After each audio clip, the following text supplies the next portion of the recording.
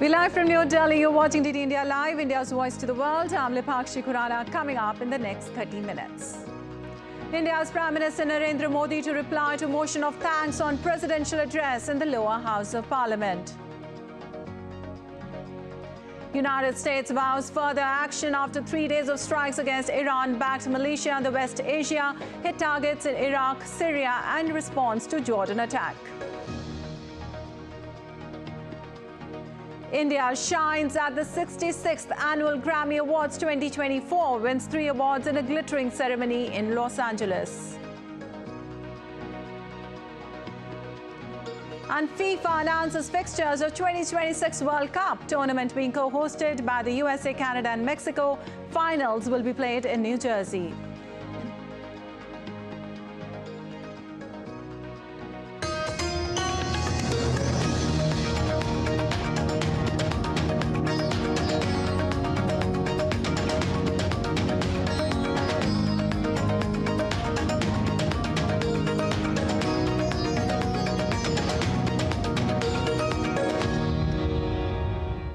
And on to details now. India's Prime Minister Narendra Modi to address the Lok Sabha, the lower house of the Indian Parliament, on Monday in response to last week's address by the President of India, Draupadi Murmu, during the opening of budget session. With the general elections to elect the next Indian government round the corner, PM Modi's statement in the Parliament in response to the discussion on the motion of thanks of the President's address is expected to be a significant one. He's likely to talk about the various steps taken by BJP-led NDA government led by him in various sectors, including social, infrastructure and economic development. President Murmu had addressed a joint session comprising the two houses of parliament at the beginning of the session on Wednesday, and a discussion on the motion of thanks has been on in both the Lok Sabha and the Rajya Sabha, the upper house of parliament.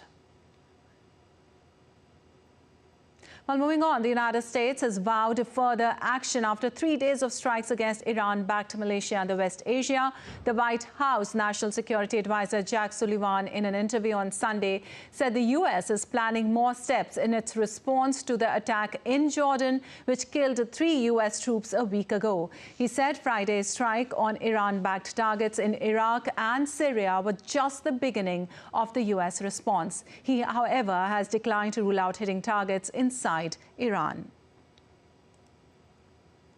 Also, the United States and Britain unleashed attacks against 36 Houthi targets in Yemen a day after the U.S. military hit Tehran-backed groups in Iraq and Syria in retaliation for a deadly attack on U.S. troops in Jordan. DD India's Nick Harper reports for more from Washington. House is clear that there will be a continuation of its strategy to strike targets in the Middle East. We've now seen 3 days of action from the US, targeting positions in Iraq and Syria on Friday, targeting the Houthi rebels in Yemen on Saturday, and also taking down a Houthi missile that was fired towards US naval ships and also merchant vessels in the Red Sea on Sunday. The US has warned that more action is expected. We heard from the White House National Security Advisor Jake Sullivan. He spent much of Sunday doing the rounds of US cable news networks, speaking about what the United States has done in recent days, defending that position, but also warning that there is more to come. He said there would be further action, that there would be more steps to come, and also saying that that meant there would be additional strikes. But he wouldn't be drawn on when they could take place or exactly where they could take place.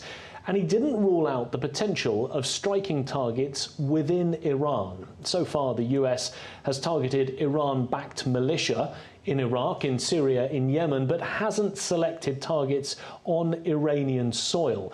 It seems it's avoiding that to not produce the possibility of escalating and broadening this conflict even further. But Jake Sullivan did have a warning for Tehran, saying if they chose to respond directly to the United States, they would be met with a swift and forceful response from Washington. He also could not yet confirm the extent of the damage that the US had caused in those airstrikes on Iraq and Syria. He said Central Command was still assessing exactly what had taken place and what capabilities had been reduced. The message, though, is clear from the White House. What we've seen over the last few days is just a precursor, and more strikes will be coming. Nick Harper in Washington, reporting for DD India. And Britain's Prime Minister Rishi Sunak said on Sunday that strikes on Houthis were self-defense against the group's continued targeting of commercial ships and warships in the Red Sea. Sunak added that he wouldn't hesitate to protect both British lives and interest. Well, since the last set of strikes, we've seen the Houthis continue to attack shipping in the Red Sea. That's obviously unacceptable. It's illegal. It puts innocent people's lives at risk and has economic consequences. Now, that includes attacks, by the way, on British-linked vessels, and that's why we've acted again in self-defense in a proportionate way and together with our allies. I've been clear that I won't hesitate to protect British lives, British interests, and our diplomatic efforts are focused on bringing de-escalation and stability back to the region. Well, the UN Security Council is going to hold an emergency meeting on Monday regarding the US strikes in Iraq and Syria.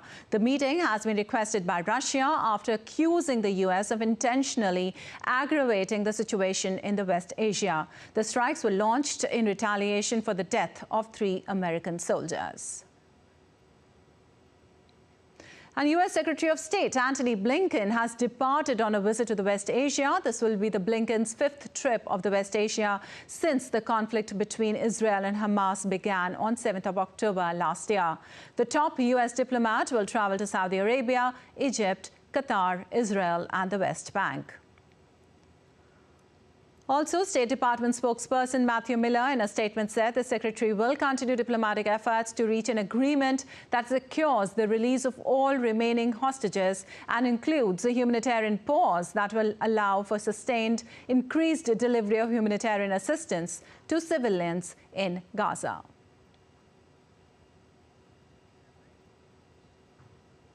Well, meanwhile, the Israeli army released footage on Sunday, it said, showing troops conducting raids at Hamas facilities in Gaza's Khan Yunis, where weapons were found. Footage showed troops inside a tunnel as well as buildings which the army said was a Hamas training facility. Earlier, the army said troops in Khan Yunis seized a Hamas compound and killed several gunmen. Israeli Prime Minister Benjamin Netanyahu said Israeli forces in the city were neutralizing Hamas tunnels that run throughout Gaza, enabling gunmen to hole up and launch ambushes.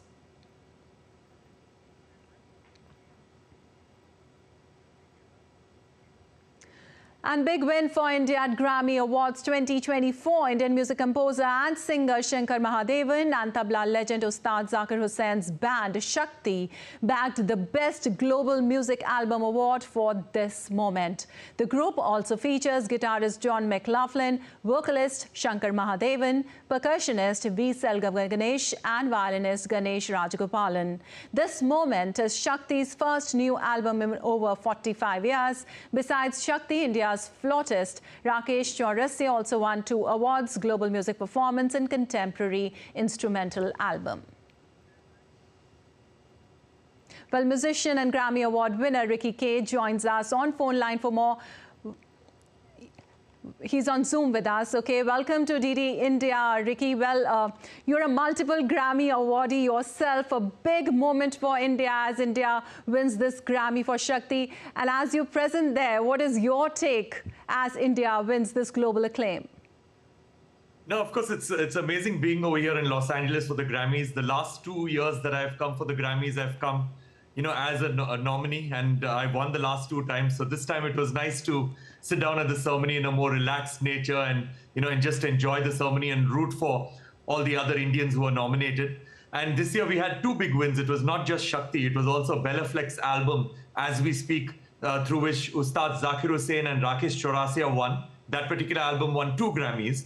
And then, of course, as you mentioned, for John McLaughlin's album, Shakti, there was Ustad Zakir Hussain, there was Shankar Mahadevan, Selva Ganesh and Ganesh who won Grammys. So we've had 5 Grammy Award winners from India this year and a total of 8 Grammy Awards because Ustad Zakir Hussain actually won 3 Grammy Awards in one night and pretty much created history doing that.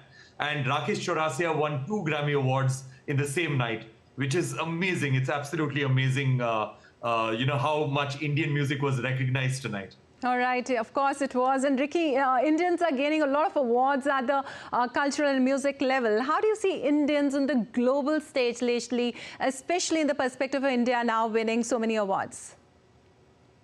I guess, as they say, that it's time for India to shine. If you see that for the last few years, India has been a very conducive environment for, for everybody to excel, whether it's sports, whether it's entrepreneurship, in the political arena, and in arts and culture.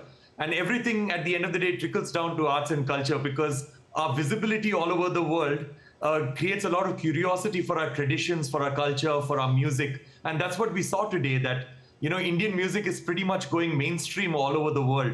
And, we are getting recognized on a global stage, because right up until now, it was always said that if Indian musicians need to, get global recognition, then we have to sing in English or we have to play English music. But look at all the winners tonight, whether it's Rakesh Chaurasia, whether it's Ustad Zakir Hussain, or Shankar Mahadevan, or Selva Ganesh, or Ganesh. All these amazing musicians are just playing traditional Indian music, and they're digging deep into their roots, figuring out what is it that makes them uniquely Indian, and showcasing their Indianness to the whole world and getting global acclaim for just being Indian. All right. As we know, music as a global language gaining recognition everywhere. What's your take on it? So, at the end of the day, as they say, that music is a universal language, and music is what brings all of us together. If all other languages fail, then you can reach somebody's heart through music. Right. And that is what these two albums have done, With Bella Fleck's album, that is As We Speak, it's such a beautiful album bringing together three distinct cultures. And if you look at John McLaughlin's Shakti, I mean, it's, again, this moment, that particular album is such a beautiful album of bringing together cultures in such beautiful harmony. So I guess, that was a showcase of what happened tonight, that Indian music shining and showcasing that we in India are here to bring people together through the language of music.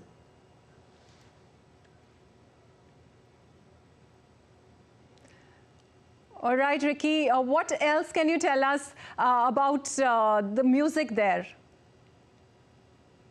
So the award ceremony was absolutely spectacular, and it was great to see, to be seated in the audience for this historic occasion, to see the living legend Ustad Zakir Hussain collecting 3 Grammy Awards. So I remember when he went to collect his first Grammy Award for the Bella Fleck album, As We Speak, he went up on stage and he delivered the speech because Bella Fleck was not present at the ceremony. He gave those are the visuals that you're showing right now. He delivered a beautiful speech. And then after that, he went backstage. And as soon as he went backstage, his second Grammy Award victory was announced. And that is when Shankar Mahadevan and Selva Ganesh and Ganesh went up on stage to collect that particular award. And, and Shankar Mahadevan ended up giving the speech for that award. But it was such a good problem to have for Ustad Zakir Hussain that, that he's collected 1 award. And because he collected 1 award, he did not have the time to collect his second award. Right. And that is how great this musician is. And it was so good to see him being recognized on this international stage, even though he's much bigger than awards. But even then, it felt good to see him being recognized on this stage. I'm sure we can imagine the level of excitement there, and I can see it on your face. Thank you so much, Ricky, for joining us on DD India. And Thank you so updates much. now on Russia-Ukraine war. President Volodymyr Zelensky visited Ukrainian troops on the southeastern front and handed out medals on Sunday. Zelensky visited the Ukrainian military's forward positions near the village of Robotyne, which is located almost on the battle line. The president's visit to the battle lines came at a time of uncertainty over the fate of Army Chief Valery Zaluzhny. Zaluzhny has clashed with Zelensky over a range of issues. Further, Zelensky is also considering replacing several high-ranking officials and not just in the military to determine who is to lead the country. And in the latest updates on the Russia-Ukraine war, Russia claimed its forces warded off Ukraine's multiple attacks on Sunday. While Ukraine said its armed forces continued offensive operations, the Russian Defense Ministry said it repelled 9 Ukrainian attacks, destroyed armored vehicles, ammunition depot, 1 fuel depot. It added the forces shot down 97 Ukrainian drones. Meanwhile, the General Staff of the Armed Forces of Ukraine said they continued their offensive operations in 6 directions, destroyed a Russian cannon along with 13 drones. And the U.S. Senate on Sunday unveiled a $118 billion bipartisan border security bill to tighten border security, aid Ukraine and Israel. Senate Majority Leader Chuck Schumer said he would take steps to hold an initial vote on the bill on Wednesday, but faces opposition from both sides of the aisle. In addition to $20.23 billion for border security, the bill included $60.06 billion to support Ukraine in its war with Russia. $14.1 billion in security assistance for Israel, $2.44 billion to U.S. Central Command and the conflict in the Red Sea, and $4.83 billion to support U.S. partners in the Indo-Pacific facing aggression from China, according to figures from U.S. Senator Patty Murray. An additional $10 billion would provide humanitarian assistance for civilians in Gaza, the West Bank, and Ukraine. $2.33 billion for Ukrainians displaced due to Russia-Ukraine conflict and other refugees fleeing persecution. Well, the package is the result of months of negotiations, but the measure faces an uncertain future amid opposition by Donald Trump and hardline Republicans. And Republican presidential candidate Nikki Haley delivered a speech in Charleston, South Carolina on the 4th of February, addressing attacks on Trump and Biden, addressing the men's age, and was interrupted by a crowd heckler. Only 2 states had voted. It takes 1,215 delegates. He has 32 delegates. I have 17 delegates. We want the other 48 states and territories to be able to show the power of their voice. And let me tell you something, I'm not going anywhere. I voted for Donald Trump twice. I was proud to serve America in his administration. But chaos follows him. Y'all know I'm right. Chaos follows him. And we can't be a country in disarray and a world on fire and go through 4 more years of chaos. We won't survive it. And still to come on this edition of DD India Live.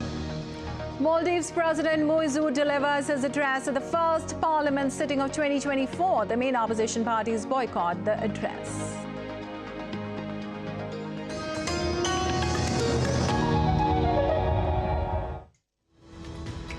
We just don't bring you the news as it unfolds. We get to the heart of the matter. We don't just present facts. We demystify complex social, political and economic events. We break stories that shape the world's present and future because you deserve the truth. I am Tanvi Taneja from New Delhi. I'm Ollie Barrett from London. I'm Nick Harper from Washington, D.C. Join us on DD India Global Monday to Friday at these times.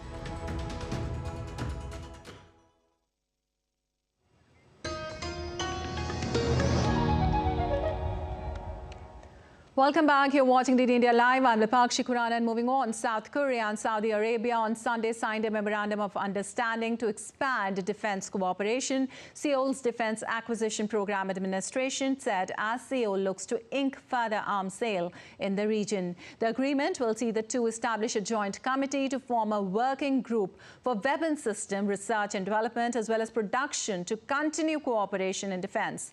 Defense Minister Shin Won-sik and his Saudi counterpart Khalid bin Salman Al Saud were present during the signing of the agreement. South Korea is looking to boost sales to become one of the world's largest suppliers of weapons, despite stiff competition from other global arms exporters.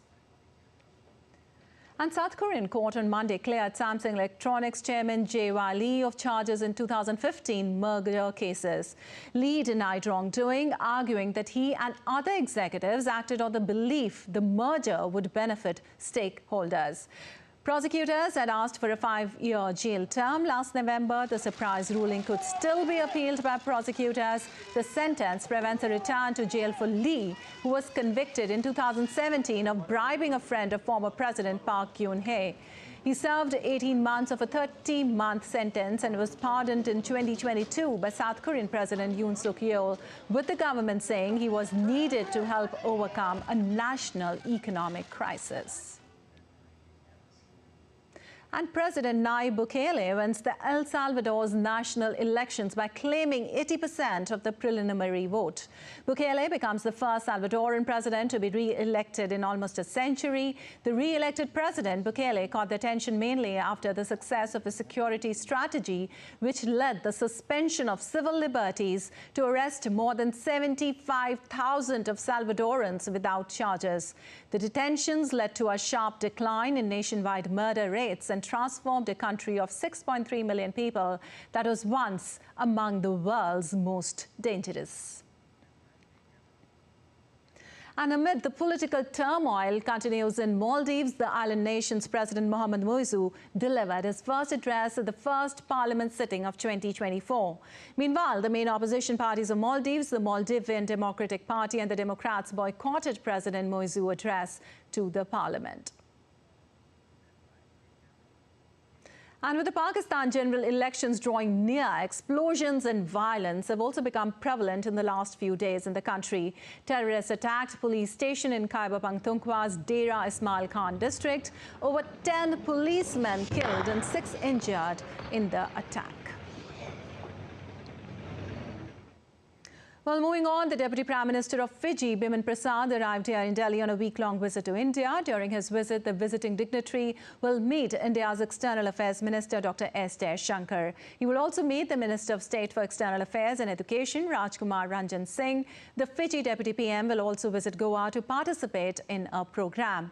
He's also scheduled to visit Ayodhya on the 8th of February. The Deputy PM of Fiji, who also serves as the Ministry of Finance, Strategic Planning, National Development and Statistics for his country, is the first foreign leader to visit Ayodhya after the Pran Pratishtha ceremony on the 22nd of January.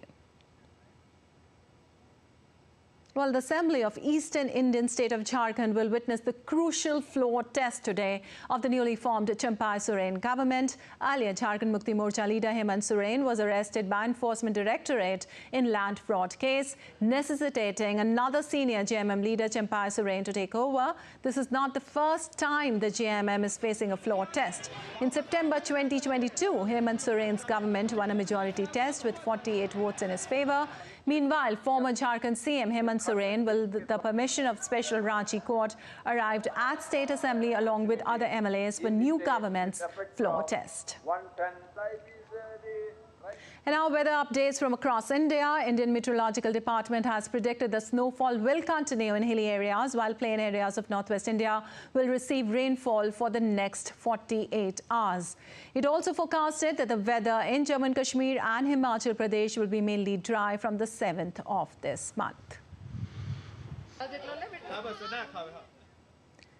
Meanwhile, India's national capital, Delhi, has been receiving moderate spells of rains since last week, which has reduced the early morning foggy conditions as well as improved the air quality. The national capital region has logged 29.9 mm of rainfall in the first 4 days of this month, making it already the wettest February in the last 10 years. India's Meteorological Department, or the IMD's data shows that the last time the city recorded such levels of rain was in February 2014, when the Delhi received 48.8 mm of rainfall.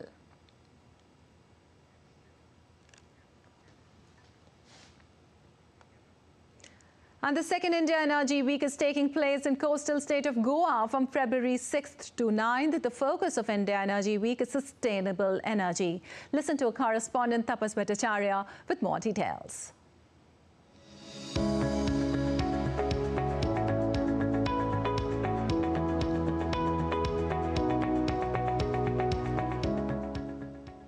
Get ready for the energy revolution at the India Energy Week 2024 in Goa.